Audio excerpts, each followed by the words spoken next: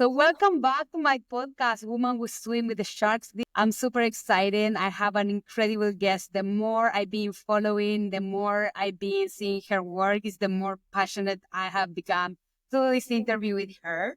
Let me introduce you to her. She's Elizabeth Warsing, is the co-founder and director of the UK charity Shark Guardian, a fierce ocean advocate, a visionary leader in marine conservation. She's also a philanthropist, yoga teacher, shamanic healer, and conscious entrepreneur. She waves science, wellness, and activism to create meaningful planetary impact.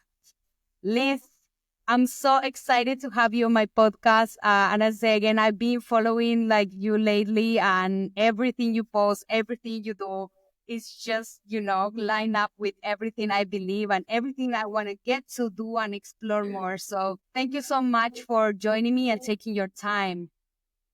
Well, thank you for having me here. And it's so wonderful when I hear these kind of introductions to finally own all those parts of me and my mission and my vision. And, you say yourself, you want to do these different things. And I have so many women coaching me now who say, I want to be able to do all that. And I believe I'm the permission slip that we can own these different things, whether it's sharks, whether it's women's empowerment, whether it's leading retreats, as we've just been chatting about. Yeah, I'm happy to chat to you and looking forward to what we can connect and create together. Amazing. It's hard to know where to start. Again, you're like a mangal with all so many different things. And about to start, please tell us, what do you do? Yeah, okay. I mean, there's a lot, so I'm going to just do it in a nutshell. And it's the sharks really that has allowed me to create the life that I now lead. So I am a physiotherapist. And in 2007, I decided to leave my job, pack everything up, leave my house, all the fancy things that I'd created. I had a very nice life, and I went to travel the world. And it was on that trip that I started to learn more about like natural alternatives, different kind of healthcare. My mind was open from the traditional system I'd been working in. But I also fell in love with scuba diving. And by the end of the trip, I was diving lots. I'd been to some amazing places, and Thailand stole my heart. And I kind of said, well, how do I keep diving and not have to keep paying to go diving? So I went home, worked as a physio, saved up more money, came back to Thailand, a place called Khao Lak, where the Similan Islands are very famous. And I did my dive master. And I said to my family, I'll be coming back after that. I said, oh, actually, I'm going to stay a bit longer and do my instructor course. And it was not long after that I met Brendan, who would eventually become my husband. And I did go back to England, but then I said, I'm just going to go back one more time, and met this guy. And yeah, never really went back after that. So we got together. We were both working in diving. We worked in a few different places. And it was when we were working in North Sulawesi in Indonesia. When we were in Thailand, actually on this island, Koh Lanta, where we live now, very quickly. You've lived there? Yeah. Koh Lanta? Yeah. I didn't even know that connection. Oh my gosh. When were you here? I'm sorry, I didn't want to interrupt you. Yeah. I'm so excited because I don't know many people that live in Koh Lanta. In 2014. Oh, amazing. Oh, well, we will discuss that a little Sorry, more. go ahead. I got too excited. Okay, we'll discuss that a little more. So, it was when we were here in 2008. So we were in Koh Lanta, 2008, 2009. No, 2009, 2010, working in Koh Lanta. Those kind of years is when the decline of shark populations was suddenly become more noticeable, and the big pelagics. So we're seeing less and less, especially on certain dive sites, especially zebra sharks. We call them leopard sharks, but their real name is zebra shark. And we saw a massive decline of those, literally from seeing 3 or 4 on every single dive. We was lucky if we were seeing 1 or 2 a whole season like this year. It was massive. So Brandon had started to do some presentations. He had all this knowledge from studying marine biology and studying sharks in South Africa. And he used to go on boats and would share all this information with staff and divers. And then he started to get invited to schools. So when we got together, it was in 2010, I think we went to Bangkok and did our first school tour. So he was talking, we went to all these schools. I was the organizer. I was the one who took all these pieces of paper that he had with these names and numbers and sorted out the shark tour. And it was just so successful. It was like then the teachers would speak to their teacher friends, and we started to get invited more and more. So then we went to work in Sulawesi, same thing, less sharks, less big fish. Started to do weekly presentations to our guests at the resort in Bunaken. And people were saying, wow, what you've got is so unique, especially as a husband and wife combination. Come to my school, come to my diving community. So it was in 2011, 12, we hit the road.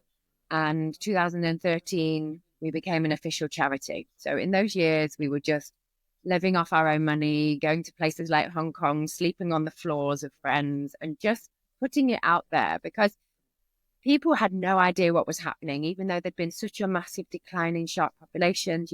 Rob Stewart's Shark Water came out, I think that was 2006, 2007. So around the time we were witnessing the declines and people were starting to wake up, The Cove came out around a similar time and people were like, what is going on? And even the divers, even dive professionals didn't know the extent of what was happening. They didn't really even know what shark finning was.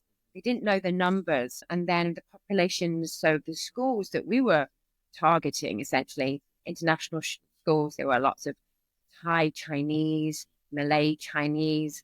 We were opening up this whole world of shark fin soup consumption that, again, the kids had no idea this awful practice that they were being told was tradition and culture. So we were showing them the truth, and it started this ripple effect of children, all ages, starting to challenge their parents and all these generations consuming shark fin soup. So at the same time, so we were changing attitudes and behaviors, which we know, 12 years down the line, we've had kids send us emails to say, yeah, I was 7, 8 when you first came to see us. I'm now studying marine biology. We've had that impact, and we've had kids, we know, and you all know this, we cannot change the views and behaviors of 50, 60-year-old people who are set in very strong traditions. We can change the next generation. You can make better choices. There is fake shark fin soup out there. There are other alternatives. So that's how Shark Garden snowballed, really. And we just went from place to place, bounced around, and had this, in the first year in 2013, it was around 30,000 people, and it was mainly children. And the next year it was about 20,000, and it just carried on like that. So that's how we ended up staying in Thailand. I've had children since then, so life started to change. But we always said with Shark Garden, we are shark conservation by divers for divers. We witnessed what was happening and we decided to take action. We were just brave enough to leave the jobs, leave the money, go hard life, and follow the passion and the cause. And that is something that's just rippled on into everything I do. It's very interesting because you kind of went in the hub where everything was happening, when everything was kind of beginning. Because, now like shark finning, shark conservation, blew out kind of like in the social media, it's more conscious. But back then, you didn't hear about all these things. We didn't have the media to share all these things. And so you kind of went one of the pioneers, people putting out there. What did it make you feel back then? You didn't have, all now the exposure, like you have YouTube and everything, that you could make a change. Yeah, I mean, I have to say we did start Shark Garden when social media was exploding, and we were doing everything 24/7, running a charity, but it comes with all the, the paperwork. Like we had to create a trustee board, we had to be accountable, we had to have accounts, we had to do all the stuff, and the skills we had to learn to do that puts most people off, or would put most people off. Like I've had people over those, especially the early years, approaching to say, how did you get set up as a charity? How are you doing what you're doing? And this is why a lot of charities and NGOs at that time, especially, folded after 1 or 2 years. There's a couple in Thailand that folded because of manpower, resources, and also money. So, not many people would have put through or gone through everything that we have gone through. And the social media part was a massive part of it, because it was like we had to put ourselves out there But unfortunately, there were other organizations who had money or were being backed by big funders who essentially would start to, we said we don't ever want to leave our mission and focus of where we come from or where we want to go, putting it out there to everyone. We didn't want to have anybody impacting us. So we kind of shot ourselves in the foot in some ways. That's a very English term, in that we limited how much exposure we could get. But we knew, like, every time we went into a school, and I remember little girls coming up to me and pulling on my skirt or trousers and just saying, I was so scared of sharks, but now I really like them and I want to do more, especially, as a female, when science and research, and we know that from the marine biology field, is so men dominated, as a lot of professions are. It's changing, thank goodness. There are so many amazing women out there, and we've actually showcased them on live interviews of Shark Guardian, as that's been rising in the last few years as well. But, predominantly these kind of things, shark person, it's the guys. So to have that, we knew we were making impact. We knew if there was an audience of 500 kids, which a lot of the time were, I remember being in Brunei and having an audience of 1,000 kids in this school.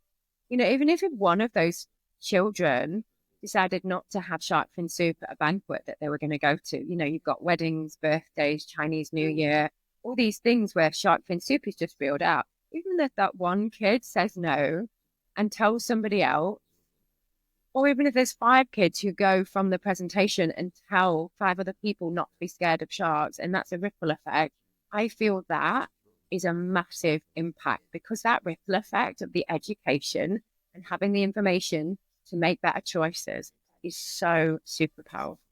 And you really saw this change, like this, how you say, this ripple effect working towards shark conservation that fast? Yeah, I mean, like in Hong Kong was a big example. So we were there first when we first started in the first year, 2013, and there was another organization, Hong Kong Shark Foundation, that was really starting to roll at that time as well. And together we did a few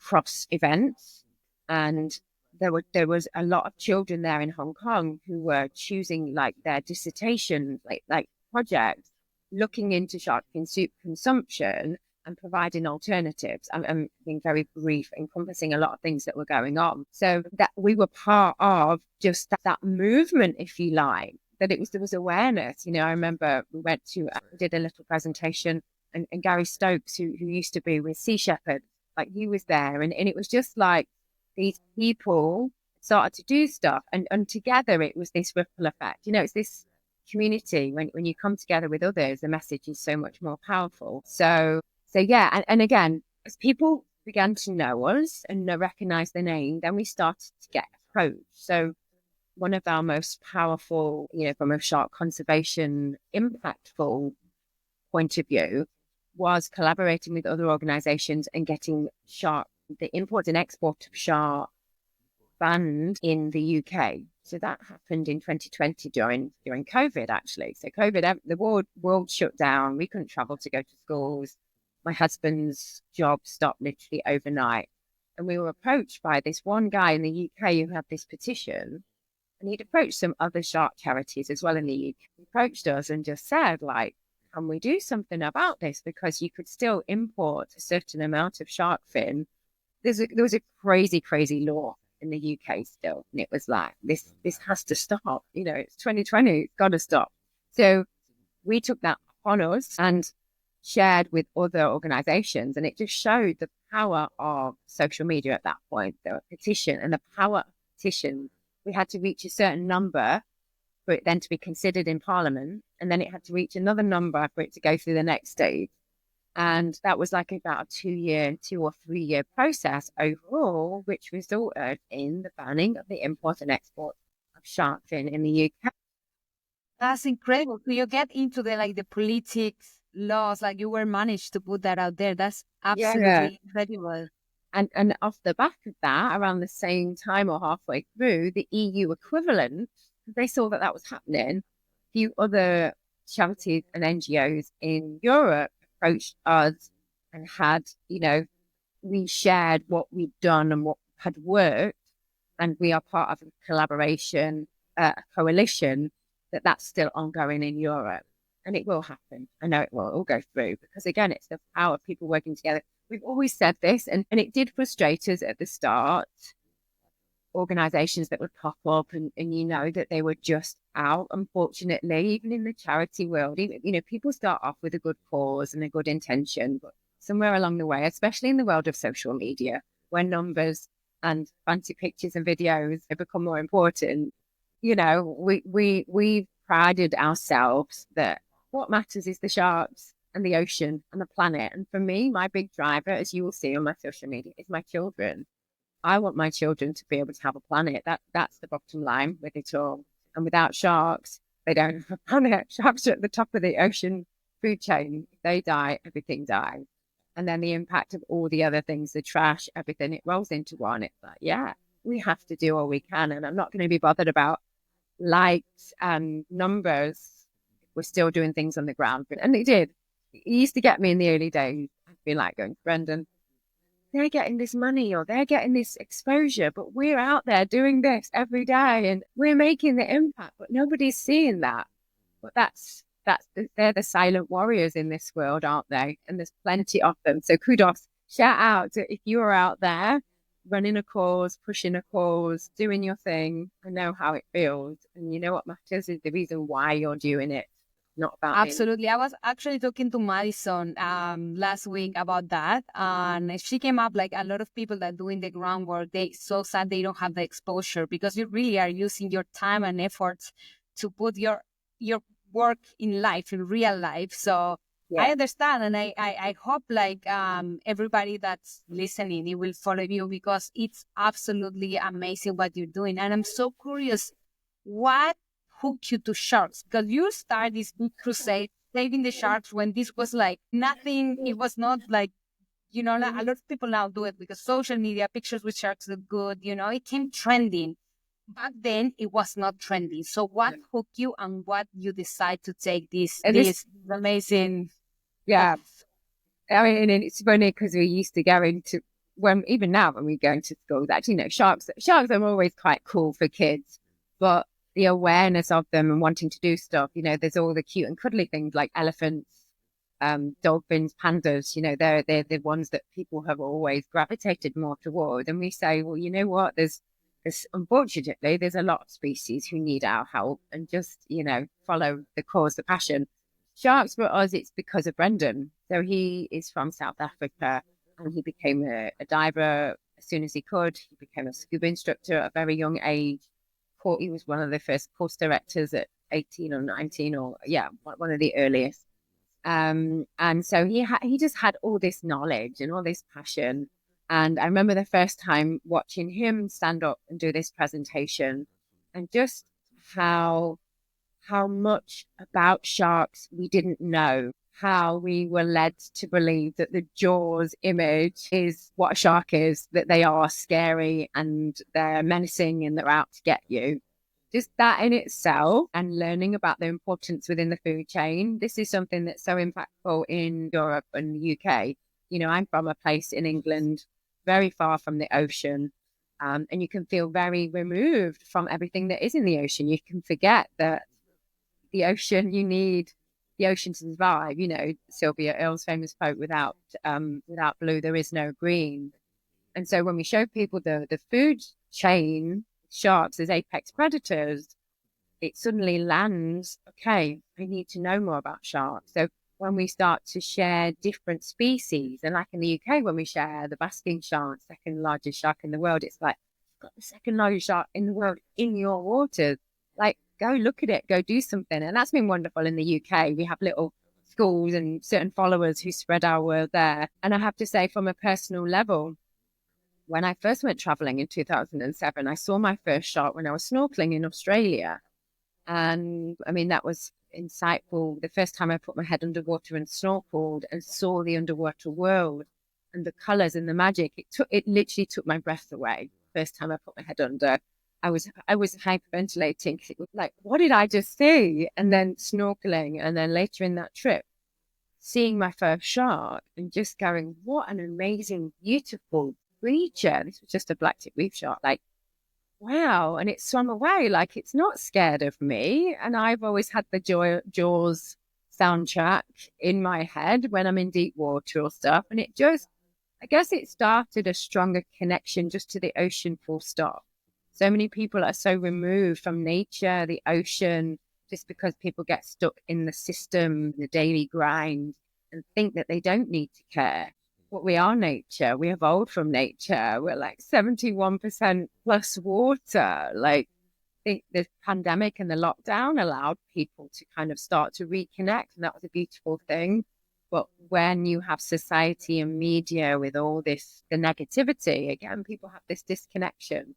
So I think me, the passion for sharks, it's just the passion for the oceans, making it, and that's why it's so beautiful. All these other things I do, it's like everything's just ended up linking together, which I believe happens for everybody if you're open to it. Like I was obviously open when I met Brendan. He was telling me about all his shark safaris and going diving with sharks, and it was, wow, that kind of sounds cool. Like I've never seen more than a few black tip reef sharks or leopard sharks, or I'd seen a whale shark. But when there's all these other species we can visit, like I'm an adventure woman. I'm one of those that if you said, let's go jump out a plane, yeah, I'm there.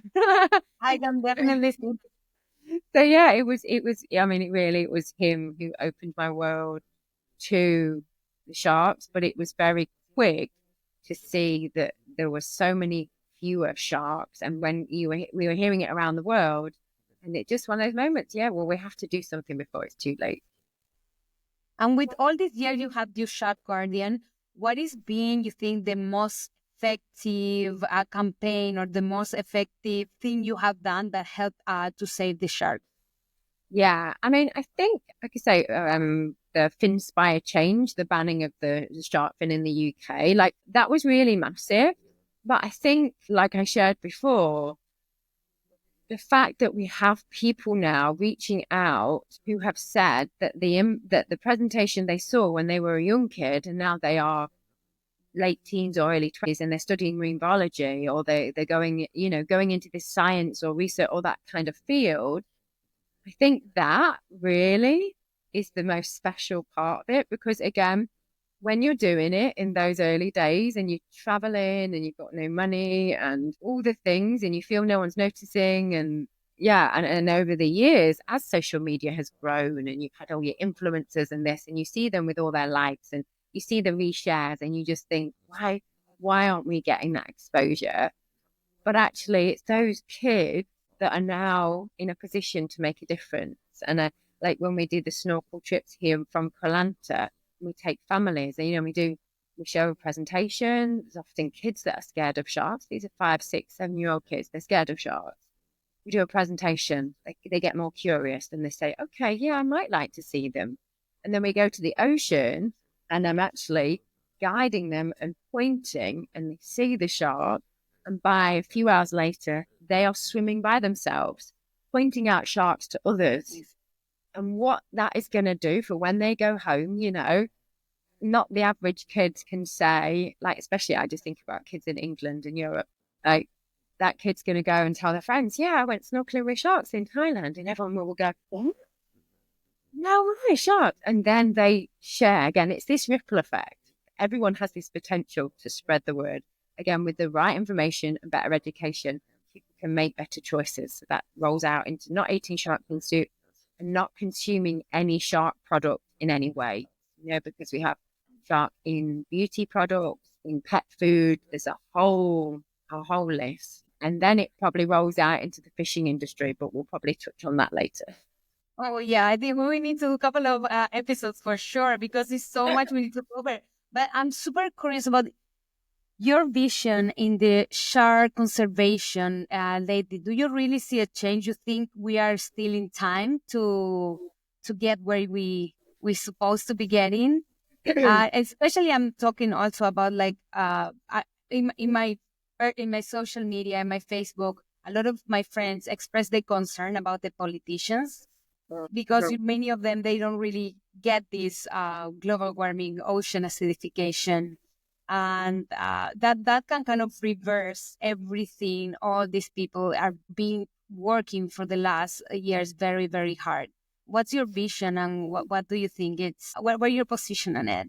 Yeah, again, that's a massive conversation and it's a really tricky one. But I think this year, particularly after all the stuff that went on last year, I think it was quite a crazy year for a lot of people. And I think there's been a lot of,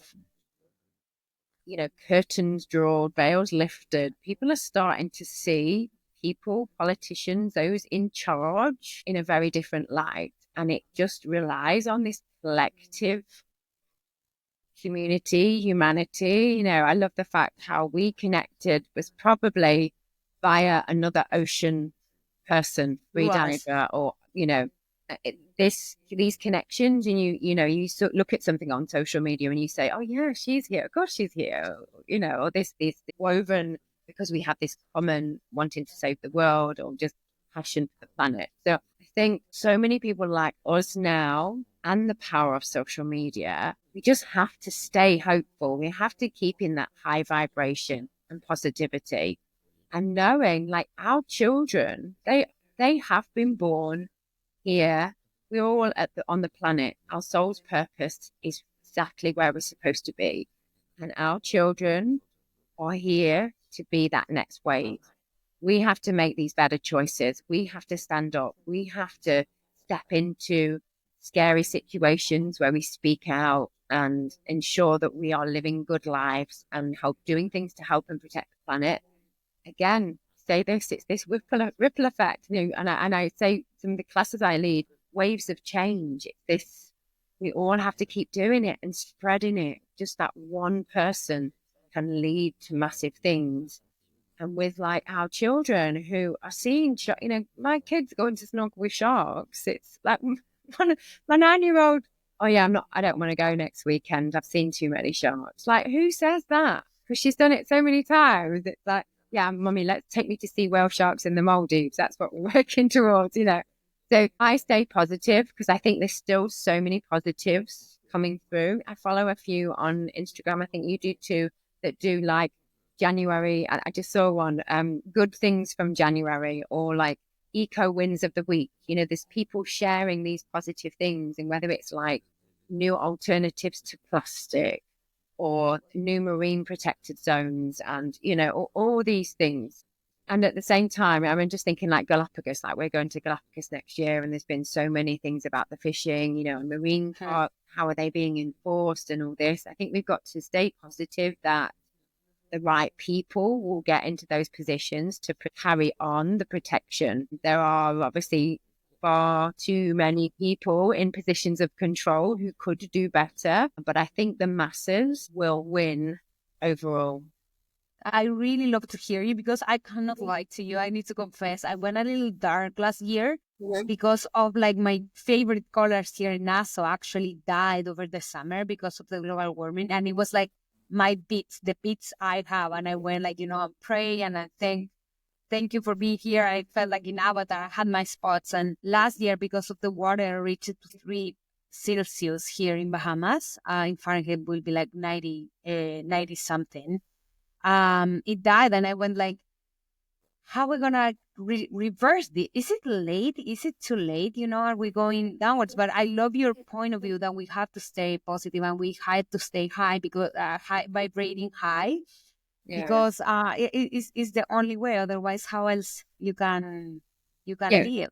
And I think it's knowing we all have those dark times. And I remember years ago at a resort, I think the early days of Shark Guardian, and someone saying, like, how do you stay so positive that you can make a difference? This is 12 years ago. How do you stay positive? And it's like, I do get it. I do feel down. This person's sitting there eating fish, and that was the reason we left. One of the reasons we left that dive resort. Like, you can make choices. You can decide to wallow in it and be negative, go eat your fish, even though you're diving. But you can do something positive about it. And it's those moments that you just go, okay, I'm allowed to feel this. What do they call it? Eco-anxiety. I have so many days of like, oh my God. But then I'll see something that says, like with, the whole climate change, the global warming. Yeah, I feel sad about it. Some days, though, you see something that's a very easy solution that could counteract a lot of that global warming quite quickly. So I just stay hopeful that there are going to be the solutions and that the right people in control actually listen. And it starts this at the bottom, trash here on this island. Like it's crazy. And I still see people taking their bag from 7-Eleven, the little Yeah, I shop. know. They still take things in a bag. And it's just like, those simple steps.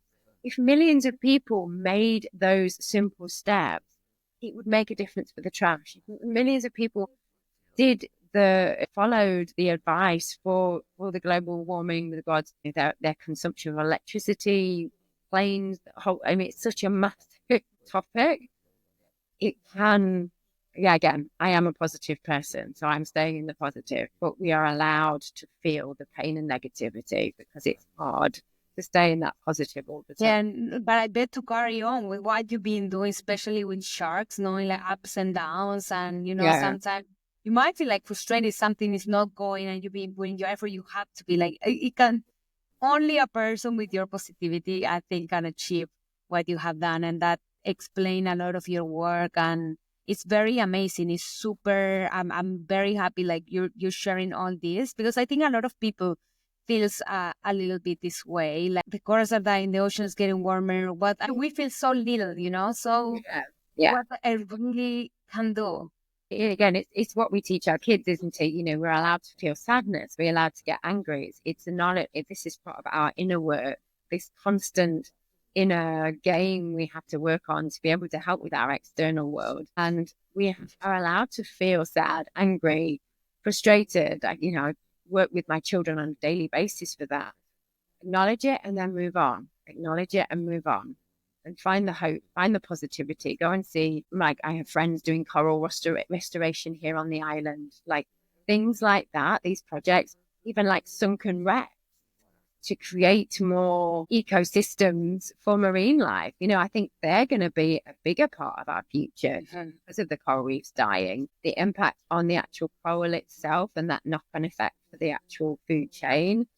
We're not going to know, but things can recover. That as well. Like, yeah, seeing all the white coral. Like, I was in the Philippines when it was really within a week, I saw the whiteness of the dead bleaching. But there are other parts that it has come back, that it has regenerated. It just takes a long time and people working together to find those solutions. That's so amazing, Liz. And I want to get to in a subject I'm very passionate and I really admire your work. It's about the woman empowerment and you did this woman circles. But first, I want to read I was reading your Instagram yesterday and you put this quote. You say, every woman who steps into her purpose and says yes to her calling creates a ripple effect that touches families, communities, and the planet. How did you know what was your purpose? How did you kind of step in? Because a lot of people ask how I know, I think that's one of the biggest questions, especially for females, like, what is my purpose? Yeah. And that's such a beautiful question. And it's taken a while for me to get the simple answer that we are our purpose. Being us, being 100% us. This is why I lean into authenticity. It's been a journey. I'm 46. I'm still peeling away the layers of the things from being a kid, being made to feel bad for excelling in school, excelling in basketball. I was very sporty. I was very successful. People used to snigger and laugh about it. It dims your light. It dims you in here.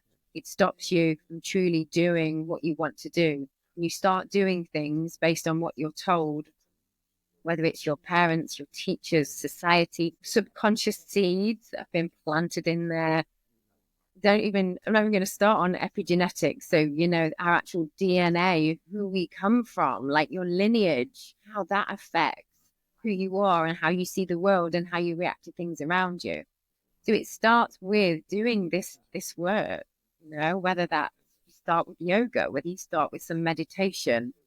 I do all sorts now. And again, I'm trying to teach my girls this too. And women's circles are an amazing way of doing this. Actually, that collective energy allows us to connect to our roots of where we came from. We are all healers, artists, visionaries. We are all of those things, like being an artist or being able to dance all these things, they're all natural. We put a title on it. We put a big thing of it.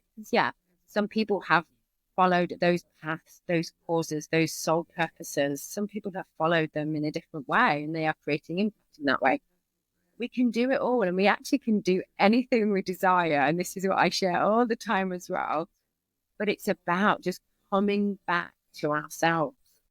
And that involves slowing down, taking time out, taking time to just breathe and be so that you can hear not too much chatter here, but it's listening to what's truly in your heart. And if that is to be, I didn't wake up one day and go, I'm going to be a shark conservationist. It was just that I need to do something about the ocean. And with my women's circles, the women empowerment, it partly became about my health and wellness business, which is about sharing living water, which helps people be healthier. And it's water we can use around their house and home to reduce environmental impact.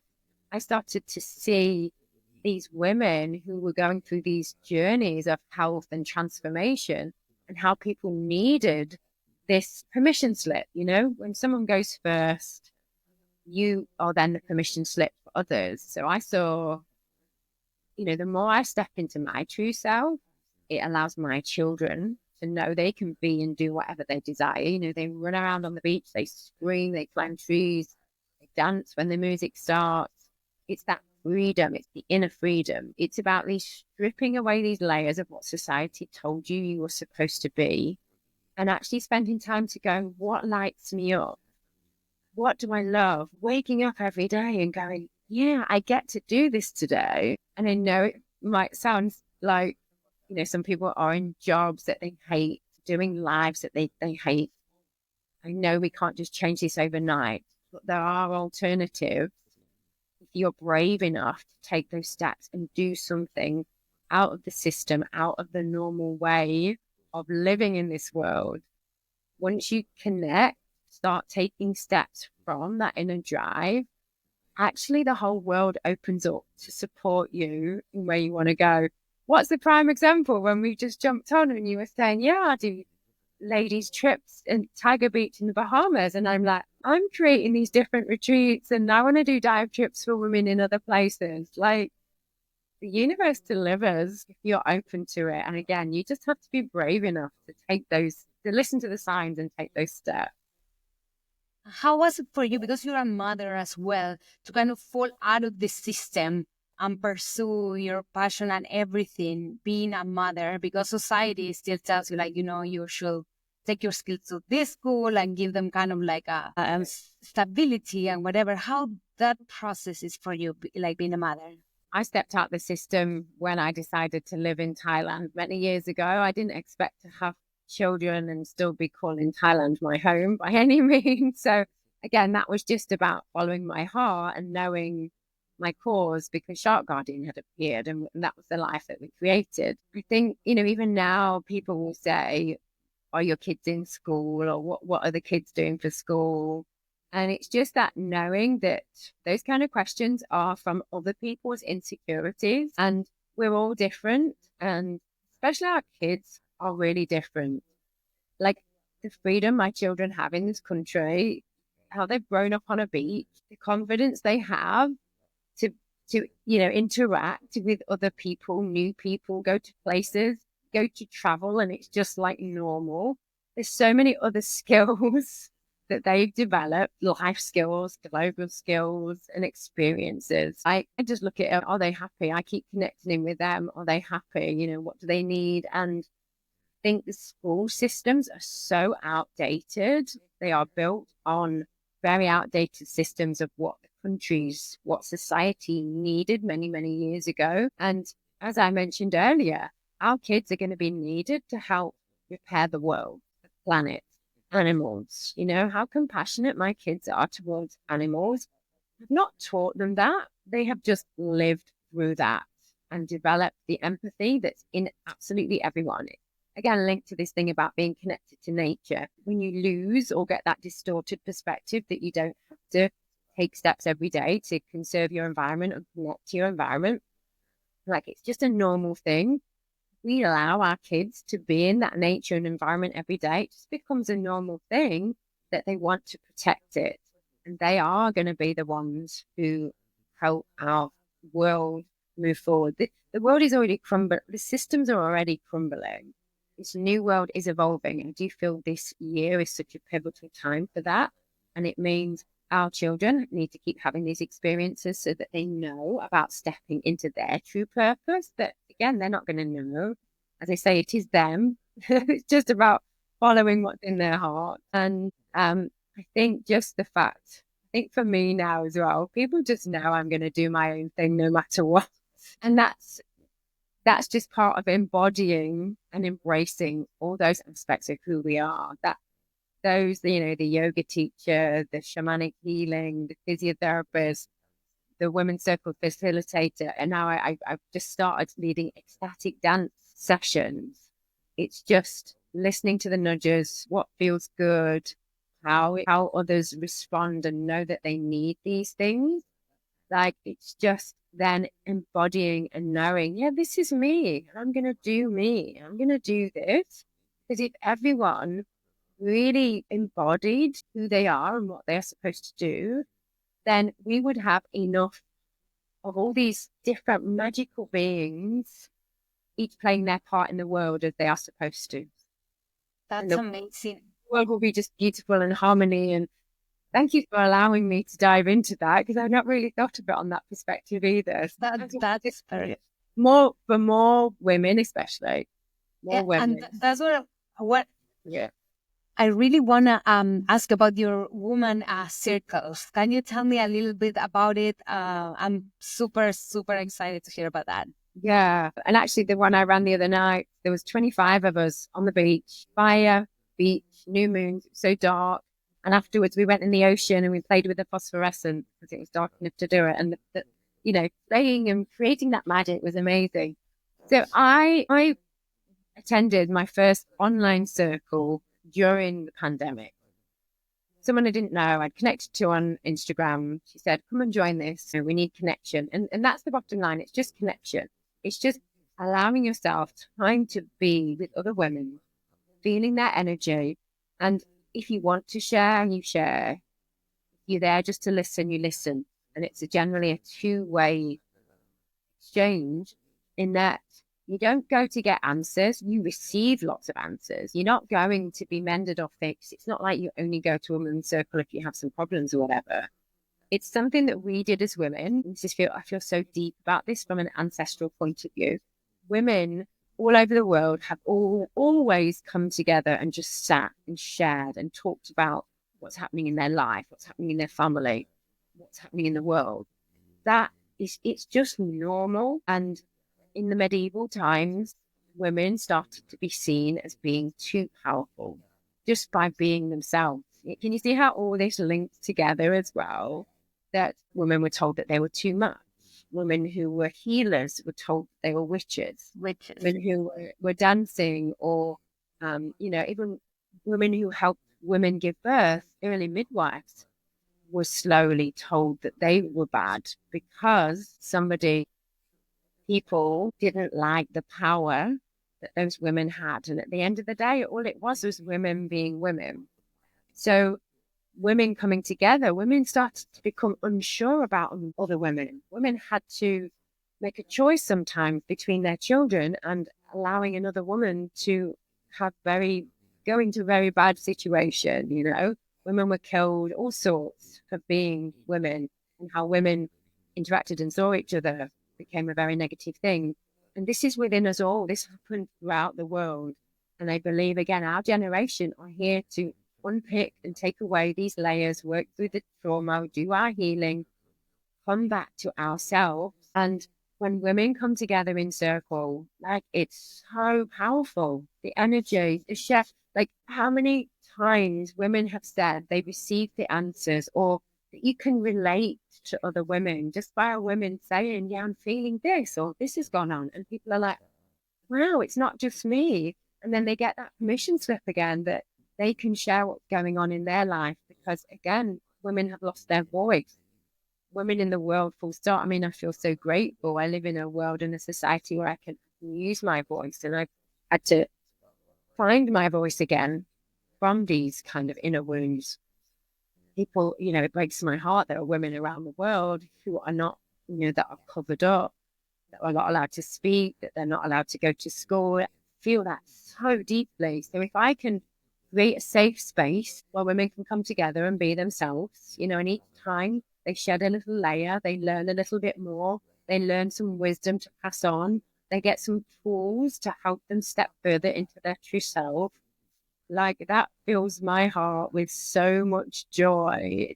It's magic. And on, when was it, Tuesday night, I think there was 4 women who had never been to any kind of circle before. Like, that's kind of quite a big responsibility, whether they love it or hate it. And they just, wow, just being there was amazing. Just, even if it's just like women having dinner together or sitting having a drink and talking, more of that. That's what the world needs. And for our children to see that that's normal as well. I absolutely love that. Absolutely, like I can relate. I need to have always my day with my girls. It's like so healing, so understanding, and also because I feel we can be also the key for the future change. We are, well, like I'm not a mother, but as a female, we are mothers, so we nurture, we care. So Yeah. I think it's super important to give a lot of power to that. Yeah. How do you feel like getting the two of our points together? What's the connection that you feel women have with the ocean? Yeah. This comes back to this nature connection. So get again, stepping back to our true self. And one of the healing tools is nature, grounding, going out barefoot in nature helps to balance the ions within our body. Negativity, electric devices, especially people who live in cities. Grounding is proven to help restore your body to its most natural way. It's calming. It brings all the good stuff. The ocean is the same. The ocean is so cleansing. Like when we do our circle, if it's new moon and you just, sorry, full moon, when we do release, full moons are a time to let go of what we don't need. Go and have a dip in the ocean after, and almost like you're washing it away. Like I did a meditation the other night using the fire and the ocean, visualizing what we don't need flowing away. It's so powerful that the energy that's around us and within us, we just have to take the time to use it, or just go and lie on the grass, or just go and walk barefoot, even if it's cold, go hug a tree. Like, again, we see our children do this. How often you got a child, do they just roll around on the grass, stomp in mud, climb a tree? My girls, snow angels in the sand. That freedom, that connection. It's actually intuitive to go and do those things. But at what age? Oh no, don't go climbing the tree. You might hurt yourself. Don't go jump in that puddle. You're going to get dirty. Don't roll around in the sand. I'm going to have to clear you up. That's the difference of the lifestyle I lead, where it's just like, okay, it's just sand, just mud. We can wash it off. Those extra connections we've got to get back to, getting back to our roots. So yeah, that the power again of nature. I think everyone's wanting to get back to that. Again, it's just stepping outside of those normal systems, and even if it's just every day going 5 minutes and sitting in nature, 5 minutes. And if it's cold, just take your shoes off for a bit and feel it, or just put your hands. Allow that time, allow that energy to flow through that connection. We are all connected, and it's there for everyone to be part of it. That's amazing. And if you could put one idea in each woman mind, what that will be that will help them, to get empowered, what you think is missing, like how you seen, like what you have seen with all the people you have worked, was like the most common denominator that you could say, like, with this I could, help out and I can change something. Wow, that's massive. That's a massive question, isn't it? But what pops straight into my mind, this inner feeling that firstly you are good enough and you are worthy. I think these are the things, whether by external influences, society, family, that at some point along the way you were told you weren't good enough, as in to do something or be successful or to achieve. and we tell ourselves we can't do this, we're not good enough. All the stuff, it's a massive topic, but you absolutely are. Like, we have everything inside of us to do whatever we desire. We are good enough. We are worthy. So telling ourselves that, and it's so important then we tell our children that as well. And it's that spending that time for ourselves, whether it's meditation, yoga, breathing away. And it's layers. I'm doing this because it is like peeling back the layers to your true self, because you always have been good enough. So even if you have to write it, I am worthy of whatever. I am good enough to create this. Those two coming hand in hand. I have to say, I still have those moments where it comes and I feel I'm not good enough to do it. But that's part of society keeping us small, keeping us doing what the people in charge want us to do, to not unsettle society, structures, the matrix. Keeps us in that small, simple, yeah. But once you step out of those comfort zones, it's going to come at you. You're going to feel scared, isn't it? At the You edge of, will claim your power. yes. And you have to step out of your comfort zone to get to that. Just know it's all normal. Know it's going to feel uncomfortable. Know that the limiting beliefs are going to come. And it's just about finding those tools. And I think with that, surround yourself with those women who are going to lift you up, empower you, and motivate you every single day. They say you become the sum of the five most people you interact with. So choose those people wisely. And if you're with people that are not serving you, it's very simple. Step away, and the ones you need will be found, will come to you, will become part of your sphere. That's what happens every time. That's so amazing, Liz. I just realized I kept you for an hour. It felt like 5 minutes. You I know, are so fascinating. I really want to do another part. Maybe we can do another episode, like a little bit in the future, because you have so many other questions and things I would like to keep talking to you. But in the meantime, I really want to thank you for your time. Like, you kept me in awe. Everything you said, it's getting through my veins. I will review this podcast so many times. I hope everybody that's listening go and follow Liz. Can you please tell us your social media handles so people can go, and especially women that want to participate in the Women's Circle? I'm dying to participate in one. I'm dying. So please share it away. So on Instagram, I'm liz.wild.water.woman. It encompasses every part of me. And of course, go to Shark Guardian, just at Shark Guardian. And we obviously have a website, www.sharkguardian.org. So support on either of those channels would be amazing.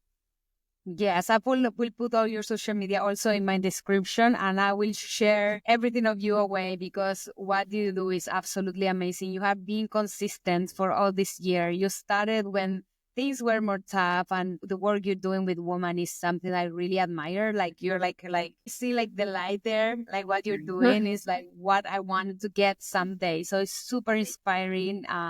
Talking to you is being definitely a very good highlight of my podcast. So I really thank you so much, Liz, And for thank you for joining. thank you for being a fabulous woman to allow the fact that all these things can come together.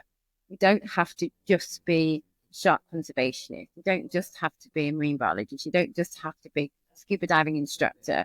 All these things are part of us, and it's just about finding the joy, the things that light us up. And there will be a way that it can all link together. And for me, that's doing Yeah, dive. for me, it's meeting people, doing the podcast is meeting people like you, and sharing your voice. For sure, you have a completely different scenario, completely different story. You have done an amazing work that I wanna, highlight it. And I had every lady I had, it was the same. I'm learning so much from this. So I know people that are listening, and everybody that's following is super passionate about ocean. So they will be I'm learning so much too. But yeah, I'm gonna look you in for another, because I have so many other things we have to talk. But in the meantime, I wanna thank everybody that's listening for listening to this amazing podcast with Liz Guard. And just go to Chuck Garden, because you can do donations there as well. If you don't know how to contribute, you can do a donation to her site. So if you want to leave any comments, subscribe, that will be showing some support. We'll appreciate it so much. Thank you, everybody. I hope you're having a great week. Liz, we'll see each other in the next episode. Also.